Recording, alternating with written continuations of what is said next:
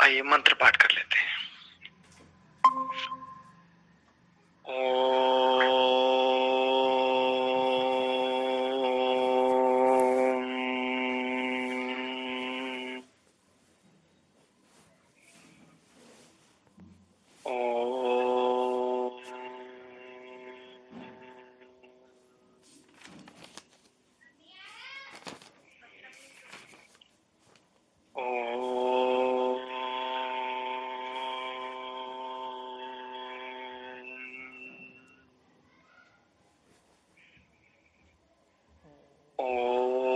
सहनाववतु सहनो भुनक्तु सह वीर्यं करवावहै तेजस्विनावधीतमस्तु मा विद्विषावहै। ओम शांति शांति शांति। आप सभी का स्वागत है वर्णोच्चारण शिक्षा की इस कक्षा में। तो आइए आज की कक्षा को आरंभ करते हैं। इससे पूर्व जो हम प्रकरण देख रहे थे, हमारा प्रथम प्रकरण पूरा हो गया था। आज हम दूसरा प्रकरण, जिसका नाम है स्थानमिदं करणमिदं, तो आज हम कर्ण प्रकरण को देखेंगे। कर्ण को समझने के लिए एक प्रकार से एक सरल शब्द कहता हूं। कर्ण मतलब साधन, ठीक है। जैसे एक शब्द सुना होगा उपकरण, तो उपकरण से हम क्या समझते हैं? कोई साधन है। तो ठीक ऐसे ही वर्णों के उच्चारण के लिए क्या साधन है, तो एक स्थान भी, स्थान की दृष्टि से एक बात कही। अब कर्ण की दृष्टि से एक बात कहेंगे। आइए देखते हैं। देखिए,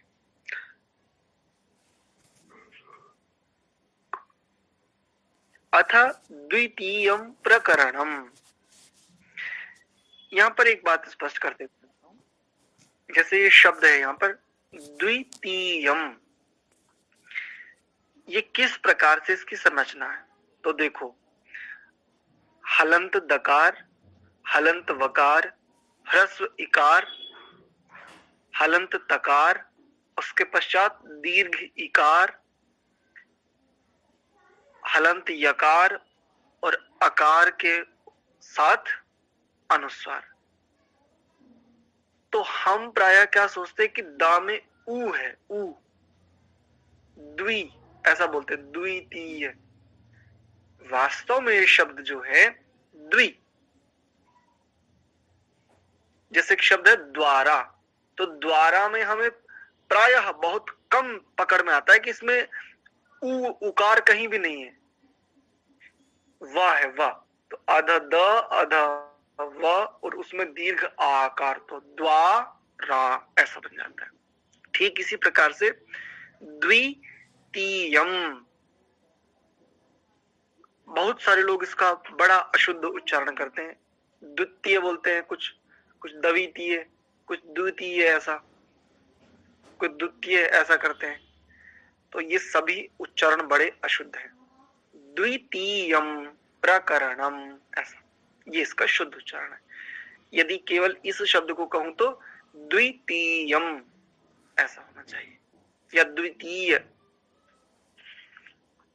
अब स्थानों के कहने के पश्चात दूसरे प्रकरण का आरंभ करते हैं, और इस प्रकरण का नाम, जैसा कि मैं कह चुका हूं, करण। करण अर्थात साधन, ठीक है। देखिए, इसमें जैसी जैसी क्रिया से जिस जिस वर्ण का उच्चारण करना होता है, उसका वर्णन है, बस। पूरे प्रकरण की ये यूं समझिए, ये अनुभूमिका है। जैसे पूरे ग्रंथ की एक भूमिका होती है ना, तो किसी विशेष विषय की एक अनुभूमिका होती है। तो ये जो एक बात कही ना उन्होंने इसमें जैसी जैसी जैसी क्रिया से जिस जिस वर्ण का उच्चारण करना होता है उसका वर्णन है, ये इसकी अनुभूमिका है। परंतु यहाँ इतना अवश्य समझना है कि सब वर्णों के उच्चारण में जिह्वा मुख्य साधन है, क्योंकि हेतु दे रहे हैं उसके बिना किसी वर्ण का उच्चारण कभी नहीं हो सकता। आज भी ऐसे बहुत सारे मनुष्य हमें मिल जाते हैं, उनके पास कंठ है, वोकल कॉर्ड्स है, यानी सारे के सारे शारीरिक साधन और अंतः साधन सब कुछ उनके पास उपस्थित है, लेकिन जिह्वा या तो है नहीं या बहुत छोटी सी है। तो देखो वो कर पाते कुछ भी, वो बस इस तरह से बस इतना ही बोल पाते हैं। तो बड़ी महत्वपूर्ण बात कह रहे हैं कि भाई सब कुछ होते हुए भी जिह्वा इसका मुख्य साधन है। अब इसको ऐसे जोड़ूंगा इसके साथ में, ये करण प्रकरण है, तो इस करण प्रकरण में समस्त वर्णों के उच्चारण में जो सबसे मुख्य उपकरण है वो क्या है? जिह्वा। आइए आगे देखते हैं। इतना स्पष्ट है सभी को? एक बार आप कृपया बताएं, स्पष्ट है ना? जी आचार्य। आचार्य जी को द्वितीय बोलना, द्वितीय में पहले द बोली है, पहले आप व बोले, द्वितीय बोलो आप। पहले कौन सा अक्षर बोलते हो, द या व? जी, प्रश्न करके म्यूट कर लिया करें माता जी। हाँ, और आपसे सभी से एक निवेदन है, स्वयं पर थोड़ा सा ध्यान दीजिए। प्रश्न को केवल एक बार रखिए, केवल एक बार, उसको दोहराइए मत। अपने प्रश्न को भी कहना या किसी के प्रश्न का उत्तर देना गांभीर्य के साथ देना चाहिए।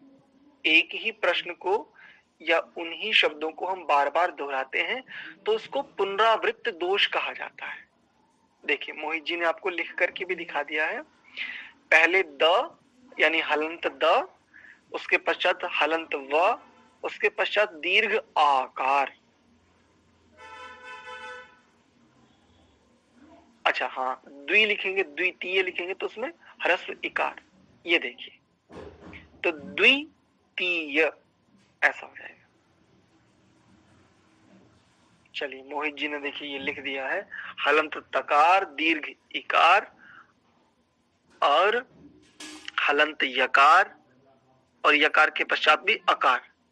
ठीक है, इन सब से मिलकर के ये शब्द बनता है द्वितीय, ऐसा। चलिए बहुत सुंदर मोहित जी, स्पष्ट है माता जी? जी जी जी जी जी ठीक है। और हाँ एक बात और कह दूं, देखो मेरी बातों को अन्यथा ना लीजिएगा। मैं चूंकि एक शिक्षक की भांति पढ़ाने का मेरा अभ्यास है, तो जैसे पढ़ने वाले छात्रों के साथ व्यवहार होता है, ऐसा ही आपके साथ है। किसी से मुझे द्वेष नहीं है, मुझे किसी से कोई उस रूप में घृणा नहीं है, कोई राग नहीं है, बस मैं तो शिक्षक की भांति एक प्रयास कर रहा हूँ। मैं कुछ बातें कहता हूँ वो भी सांकेतिक दृष्टि से, और उसमें आपकी उन्नति, आपका लाभ ही है, बस इसलिए कहता हूँ। अस्तु, आगे देखिए, अगला सूत्र है जिह्व्य। इसमें आधा ह, फिर वो भी आधा है, और य,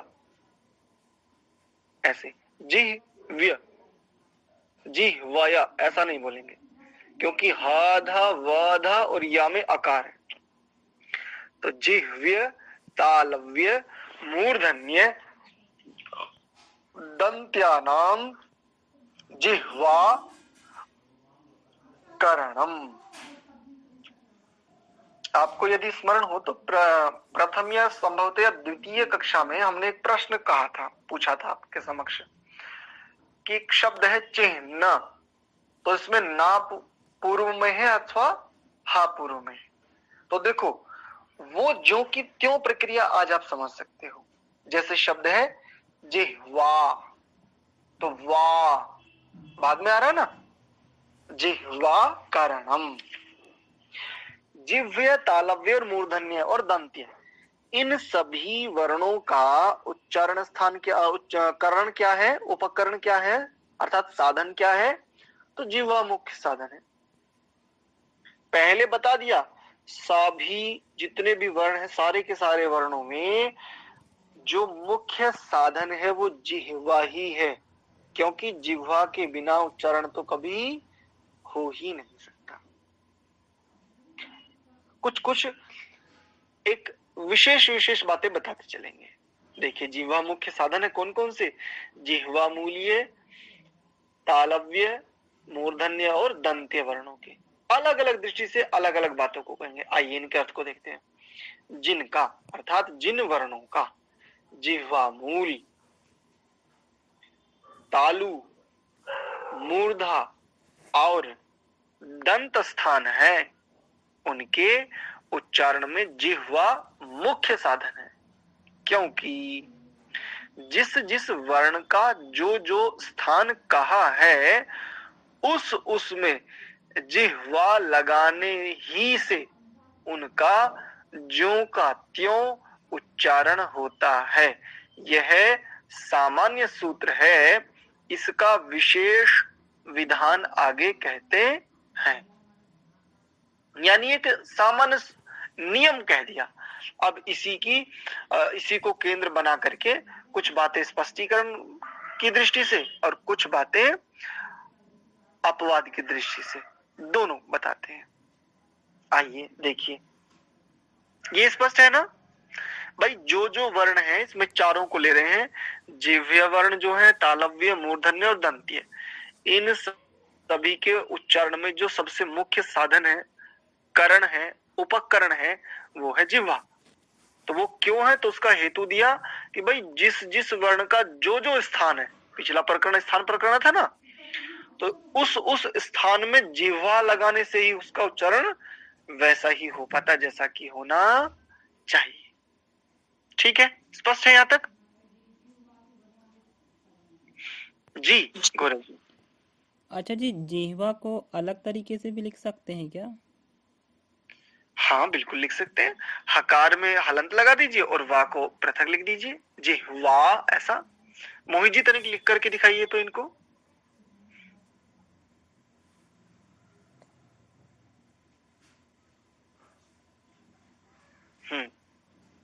बहुत उत्तम। हकार में हलंत और वा को पृथक लिख दीजिए। हाँ बहुत सुंदर, ये देखिए। ठीक है जी आचार्य जी। चलिए, चलिए इसको खोल देते, जैसे पहले खोला हुआ, इसको जरा खोल देते। इसमें ज हलंत, उसके पश्चात ह्रस्व इकार, उसके पश्चात हलंत हकार, उसके पश्चात हलंत वकार और दीर्घ आकार। इस प्रकार से मिलकर के शब्द बनता है जिह्वा। ठीक है जी। देखिए मोहित जी ने आपको स्क्रीन पे जो जो मैंने बोला वही अक्षर उन्होंने जो के त्यों लिख करके भी आपको उन्होंने दिखा दिए। ये देखिए, चाहे तो आप इसका स्क्रीनशॉट ले सकते हैं समझने की दृष्टि से। देखो, एक बड़ी गंभीर महत्वपूर्ण बात कहता हूं, आप किसी एक शब्द की संरचना को समझ लीजिए। शब्द से पृथक पृथक वर्णों को करना और पृथक पृथक वर्णों से एक शब्द को जोड़ना, यानी शब्द बनाना। पृथक पृथक वर्णों से शब्द बनाना और किसी एक शब्द से वर्णों को पृथक पृथक करना। केवल एक शब्द को सीख लीजिए, आपको बहुत स्पष्टता हो जाएगी, बहुत ज्यों की त्यों हो जाएगी। एक ही बार में सब कुछ आ जाएगा ये तो मैं नहीं कह रहा हूं, लेकिन एक को यदि आपने समझ लिया तो अन्यों को उसी रूप में आप प्रयास कर सकते हैं। चलिए अगला सूत्र देखिए, कह रहे हैं जिह्वा मूलेन जिह्व्यानां तद्देशाम अभ्यासम। जिह्वा मूलेन, इन्हीं की परिभाषा को लेकर चलते हैं, सरलता भी रहेगी और दो बार समय नहीं जाएगा। यहां पर जिसके स्थान पर ले सकते हैं आप जिन वर्णों का, क्योंकि मैंने कहा था ना ऋषि दयानंद जी की जो भाषा है वो संस्कृतनिष्ठ है, तो यहाँ पर अपनी आर्य भाषा की दृष्टि से लिख कहेंगे जिन वर्णों का, क्योंकि वर्णों ये शब्द बहुवचन में, एक से अधिक के विषय में चर्चा कर रहे हैं। तो जिन वर्णों का जिह्वा मूल अभ्यास अर्थात स्थान है जिनका, ऐसा भाई जिह्वा मूल इसलिए तो कहा था उनको क्योंकि उनका उच्चारण स्थान क्या है, जिह्वा का मूल। उन जिह्वा मूलीय वर्णों का जिह्वा मूल से स्पर्श करके उच्चारण करना चाहिए।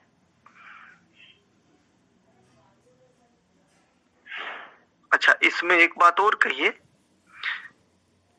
इसके लिए एक इन्होंने कथन भी लिखा है अलग से। इसका अर्थ यह भी हो सकता है कि जिह्वा मूलीय वर्णों का जिह्वा मूल उच्चारण साधन उनके लिए है जिनको उस प्रकार बोलने का अभ्यास होवे,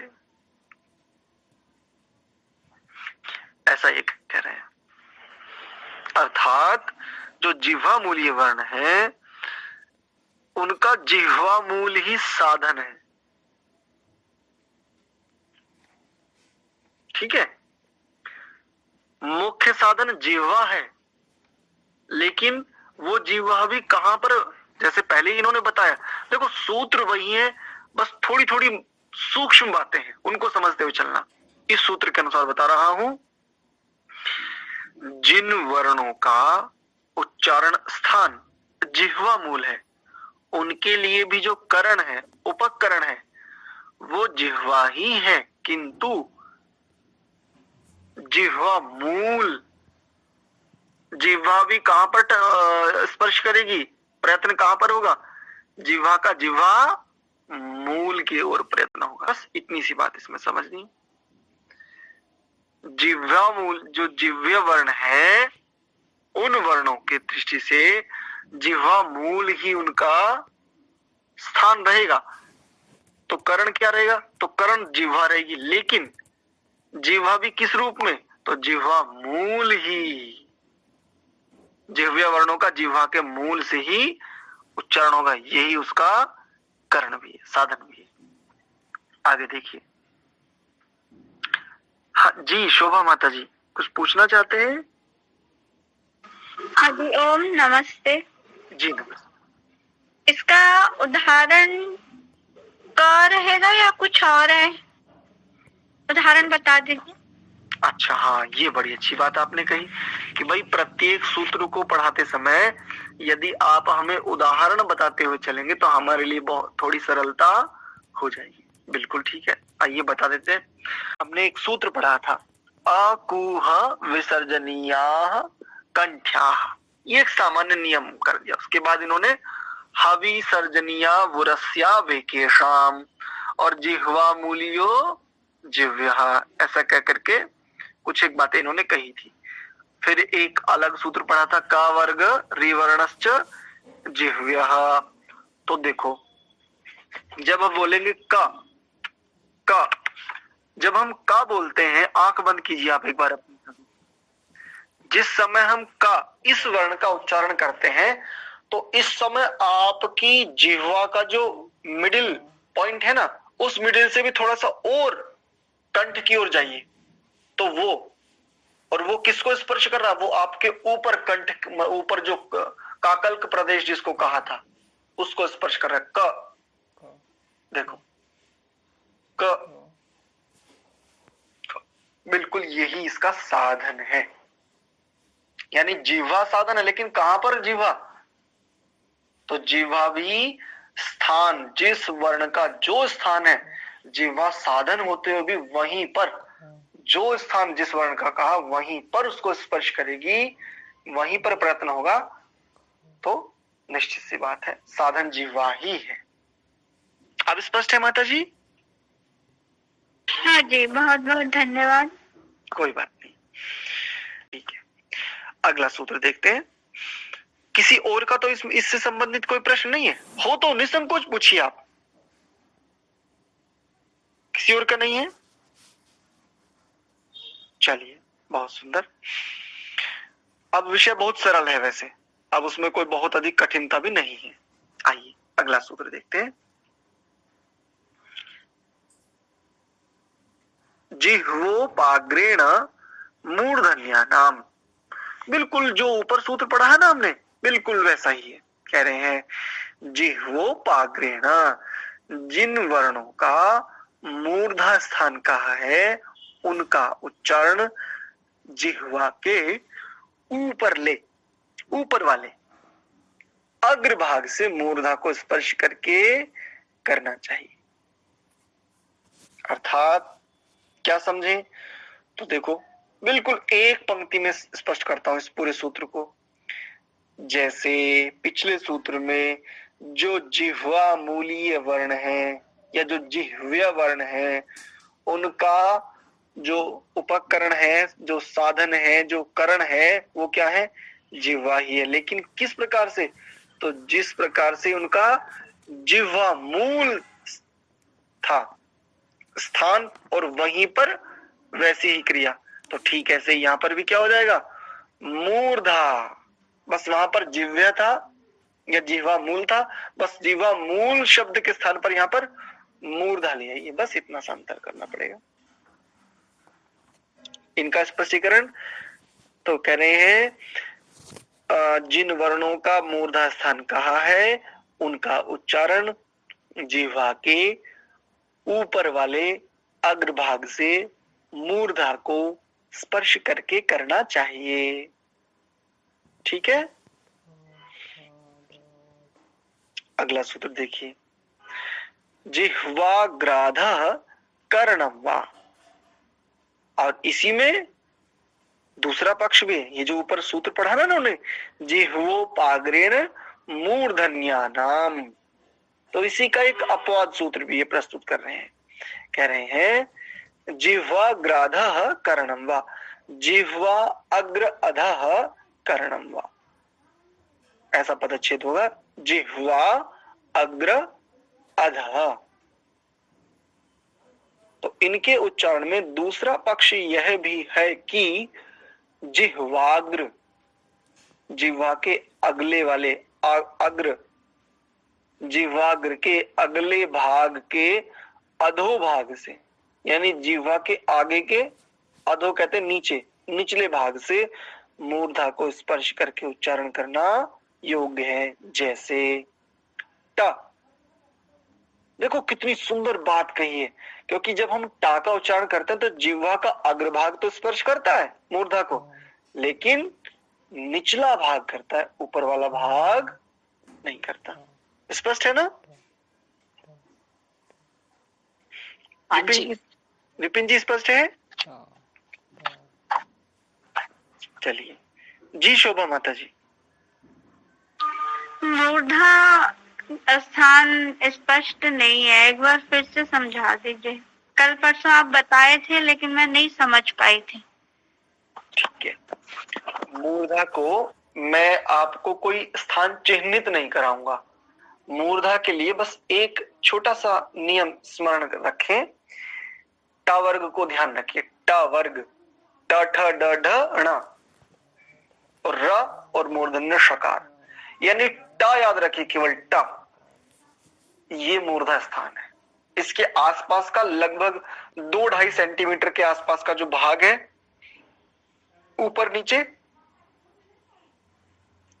बस वही मूर्धा स्थान है।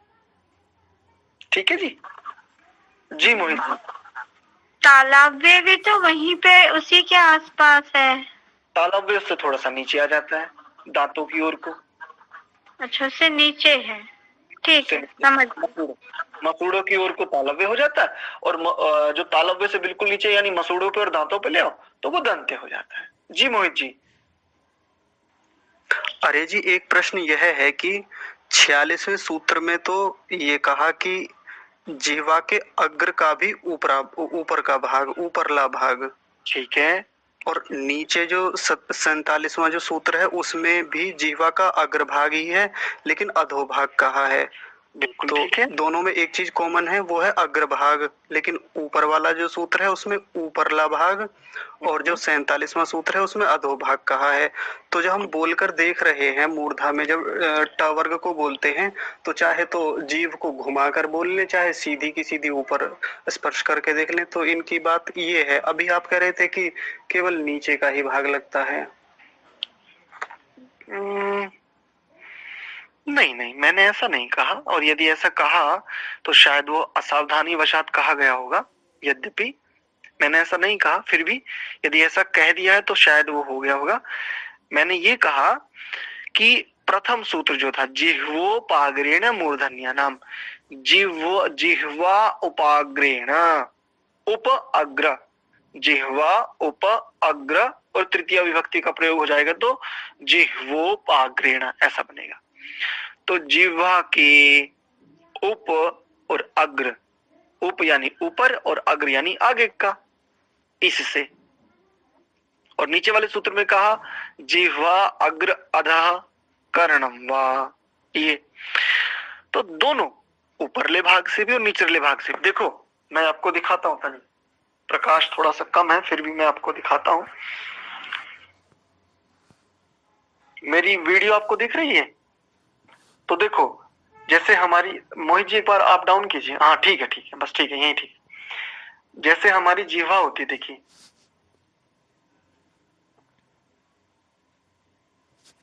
जिसको मैं अभी टच कर रहा हूं, ये जिह्वा का अग्रभाग और ऊपर वाला भाग है, और दूसरा जो अधोभाग जिसको कहा वो कौन सा? तो देखो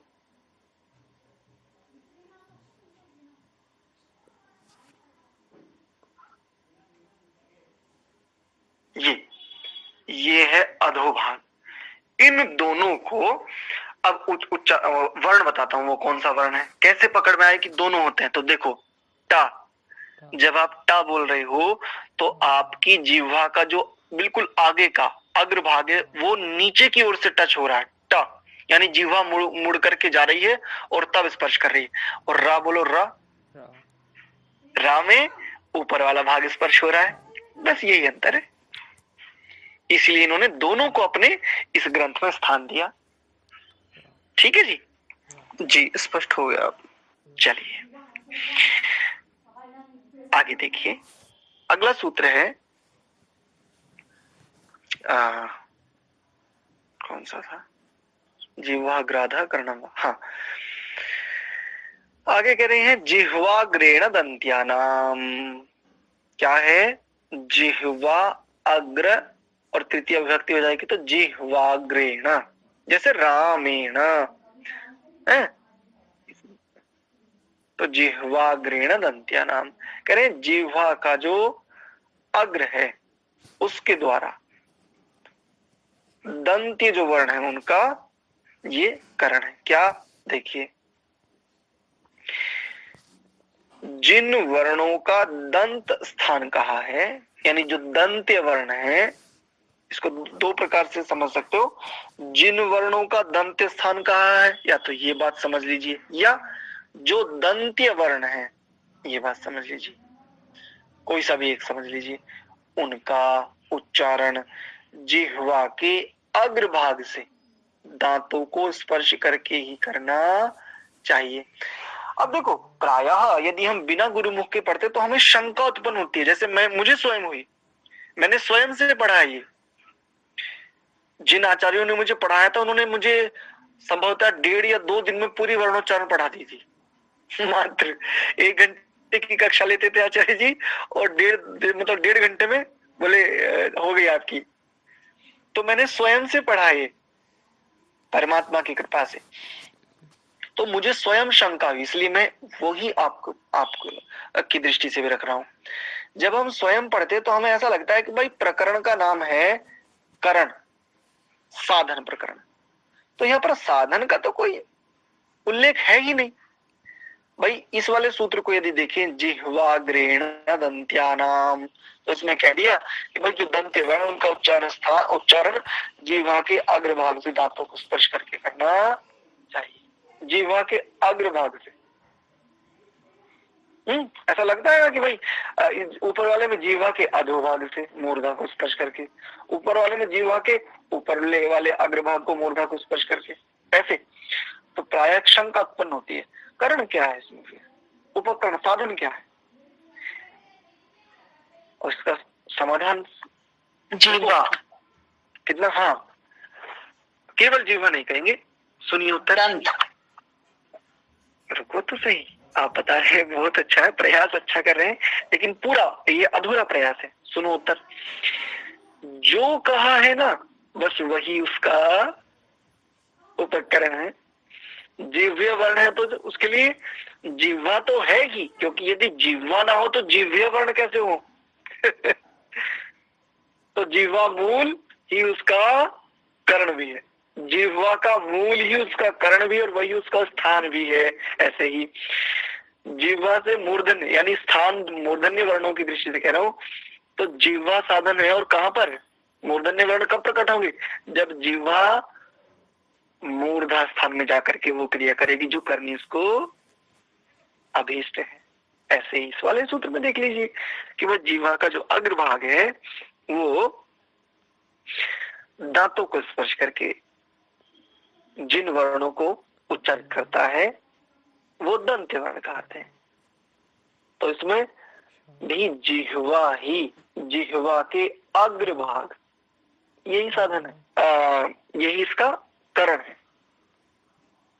ठीक है, अगले आगे देखिए, कह रहे हैं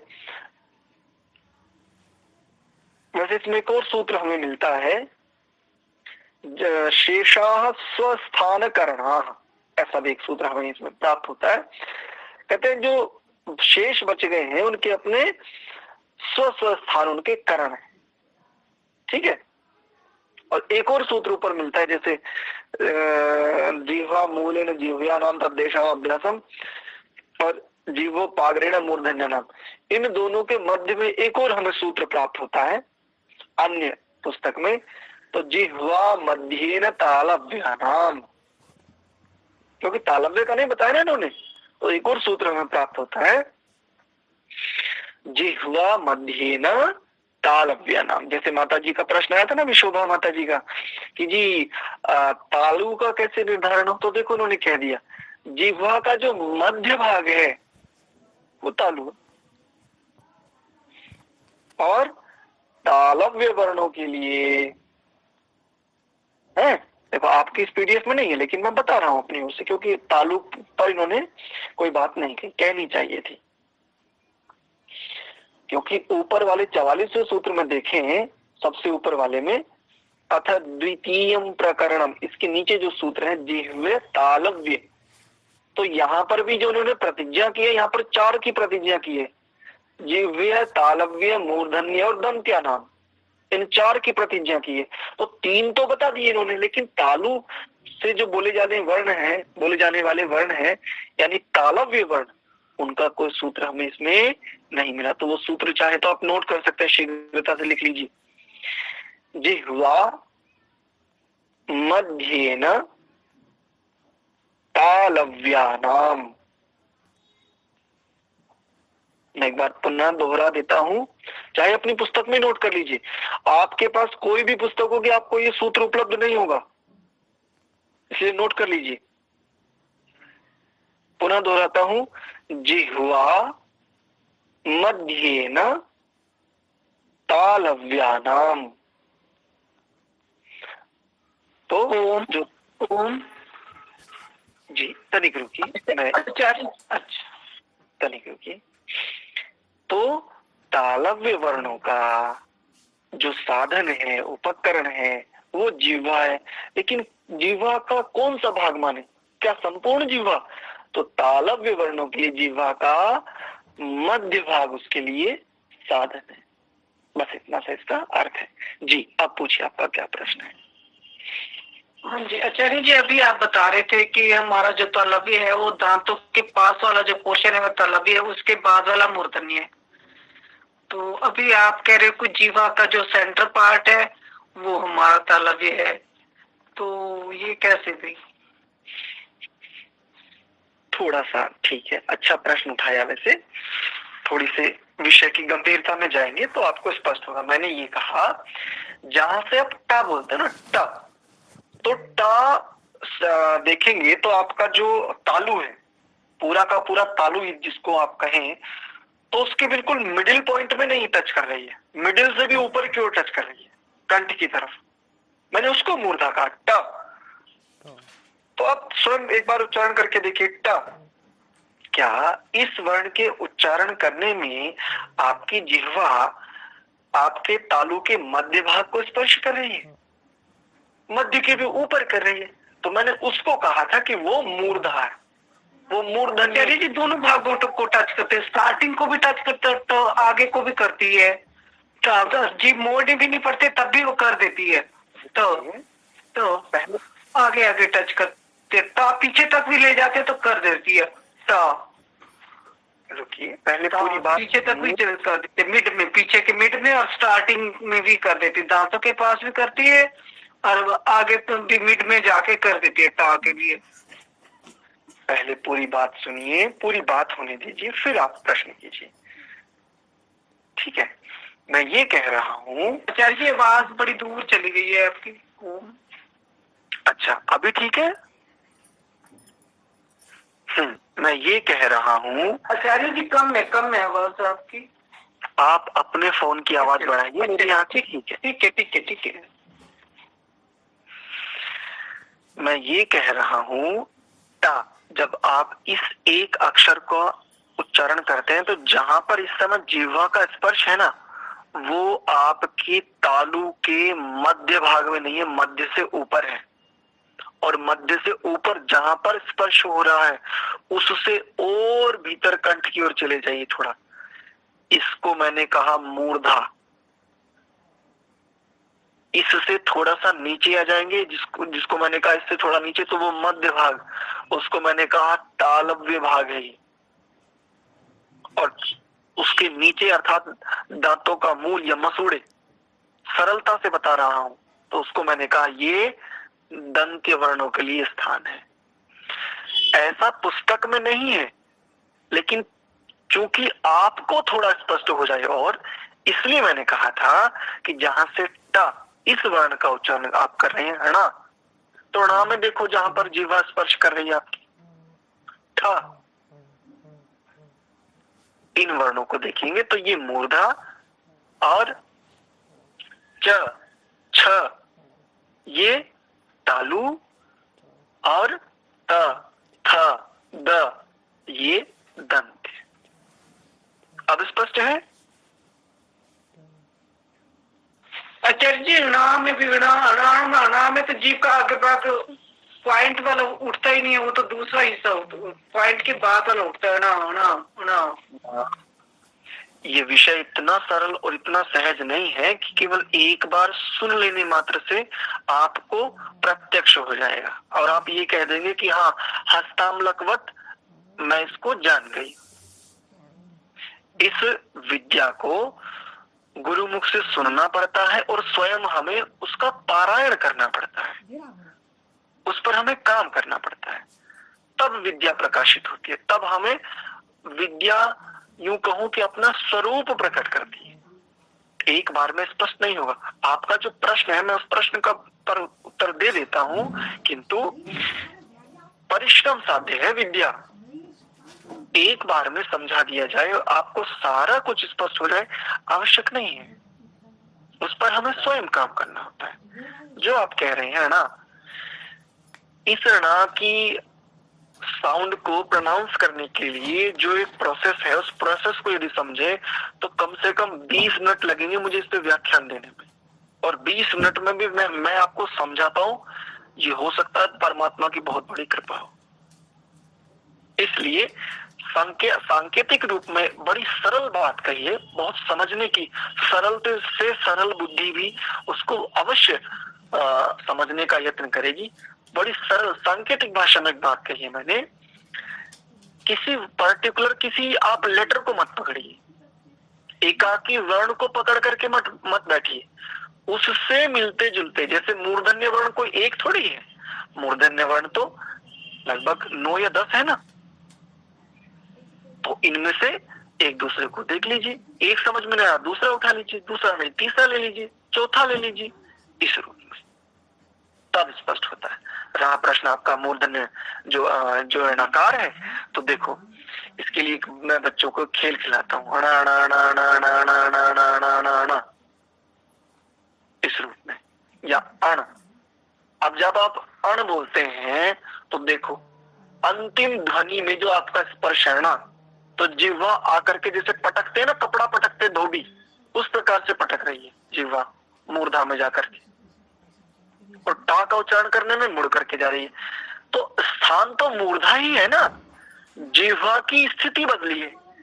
कहीं पर जिह्वा राउंड होकर के जा रही है और वहां पर वो फिर टच करके आ रही है, और कहीं पर जिह्वा जैसे धोबी कपड़े को पटकता सीधा सीधा ऐसे पटक रही है। स्थान तो दोनों का मूर्धा ही रहा ना। अब स्पष्ट है माता जी? जी जी जी, हाँ, स्थान दोनों का मूर्धा ही है। तो इन्होंने ये थोड़ी कहा कि भाई इनका जो प्रयास है वो भी एक समान ही है। स्व स्वस्थान करणाः, मैंने एक सूत्र भी बोला ना इसके बाद भी, जिह्वाग्रेण दंत्या नाम, इसके पश्चात मैंने एक सूत्र बोला, शेषाः स्वस्थान करणाः, ये भी तो सूत्र मैंने बोला आपके लिए। चलिए, तो इस रूप में आगे देखेंगे तो कह रहे इत्येतदन्तःकरणम् इति एतत् अंतःकरणम्, ये कौन से करण कहे हैं? अंतःकरण। इस प्रकार से मुख के भीतर स्थानों में वर्णों की उच्चारण क्रिया जाननी चाहिए, इस प्रकार से जाननी चाहिए।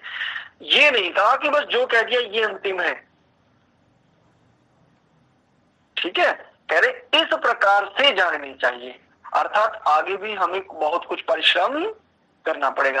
अच्छा, कई लोग ऐसे जो पहले भी ये कई सारे बैच पढ़ाए जा चुके हैं इसी ग्रंथ के, तो उनको क्या लगता है, अरे हमने तो आचार्य जी से पढ़ ली वर्णोच्चारण शिक्षा और हम तो डीलिट की उपाधि हमें मिल गई है।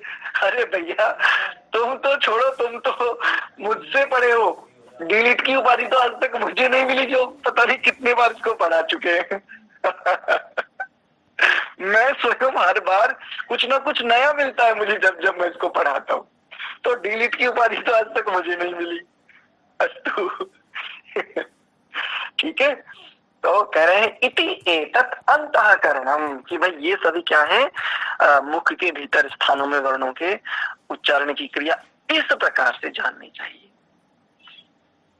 ठीक है, तो स्थान और करण, ये दो प्रकरण यहाँ पर हमारे पूरे होते हैं। कल अगले प्रकरण पर हम चर्चा करेंगे। 9:45 हो गए हैं। इस कक्षा को हम यही विराम देते हैं। आप सभी को बहुत बहुत धन्यवाद। सादर